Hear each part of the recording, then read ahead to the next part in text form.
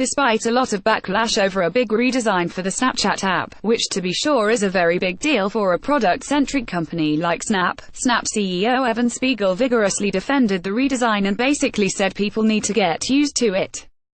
Spiegel said at the Goldman Sachs Internet Technology Conference that even people complaining about the app was a sort of validation that the changes the company wants to happen are, indeed, happening. Snap aimed to try to separate the idea of communication and broadcasting with Snap in two similar buckets, rather than the features being kind of mixed up like stories being on a right swipe.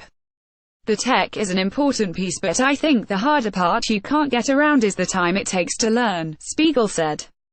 You do need folks to use the product, to communicate with their friends, to learn how to better provide that feed.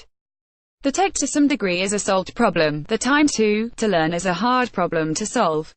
Even the complaints we're seeing reinforce the philosophy. Even the frustrations we're seeing really validate those changes. It'll take time for people to adjust, but for me using it for a couple months I feel way more attached to the service. Of course, Spiegel can say these things on stage and then end up changing his mind.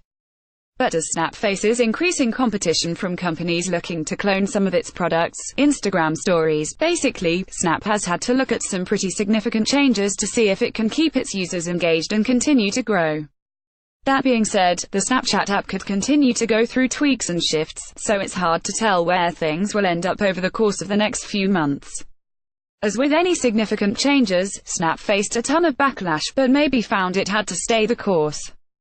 Of course, Spiegel said on stage that it's basically flattering that people want to copy the app. Founders often call this validation of the business, because why not? Snap reported its fourth quarter earnings earlier this month, which beat some expectations and sent the shares soaring at essentially rocket ship status. Snap has come quite close to recovering from the significant crash it had through its first year as a public company, something Spiegel said, like many fresh CEOs often say, has made them a better company. As a public company, Snap is much more beholden to public investors and has a newfound fiduciary duty to get its business in order. Spiegel also said the company is less focused on specific geographies as it looks to continue to grow, and more focused on making sure its users actually understand the app when they join and are able to start communicating with your friends. We're really focused on how when you come into our service do you understand stories, do you understand maps, Spiegel said. Spiegel has repeated the refrain that Snap is going to be a camera company, emphasizing that the idea of what a camera is used for has changed over time. But Snap has also created a kind of portfolio of products around Snapchat like content and the Snap Maps feature. Spiegel also said, for example, that 30 million people have watched content related to the Olympics at the conference. All this is geared toward getting people to find a bunch of different use cases for the app, which can get them to come back over and over and keep more engaged. The thing that drives the business is fundamentally the engagement around the products, Spiegel said.